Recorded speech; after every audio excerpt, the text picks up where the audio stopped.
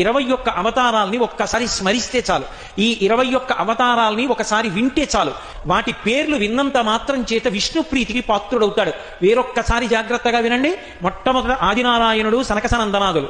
దాని తర్వాత వచ్చినటువంటిది యజ్ఞవరాహావతారం. యజ్ఞవరాహావతారం తర్వాత నారదుడు. నారదుడి తర్వాత నరనారాయణుడు. నరనారాయణుల తర్వాత వచ్చినటువంటిది కపిలావతారం. కపిలావతారం తర్వాత దత్తాత్రేయావతారం. దత్తాత్రేయావతారం తర్వాత యజ్ఞావతారం. యజ్ఞుని యొక్క అవతారం తర్వాత వృషభావతారం. వృషభావతారం తర్వాత వచ్చింది పృథుమహారాజు గారి అవతారం. పృథుమహారాజు గారి అవతారం తర్వాత వచ్చినటువంటి అవతారం మత్స్యావతారం. తర్వాత కూర్మావతారం. తర్వాత ధన్వంతరి. తర్వాత మోహిని. తర్వాత నరసింహుడు. తర్వాత వామనమూర్తి. తర్వాత పరశురాముడు. తర్వాత రాముడు. తర్వాత రామచంద్రమూర్తి. తర్వాత బలరాముడు. బలరాముడి తర్వాత కృష్ణ భగవానుడు. కృష్ణ భగవానుడి తర్వాత ఏకకాలంలో 2 అవతారాలు ఉంటూ ఉండొచ్చు వీటిల్లో.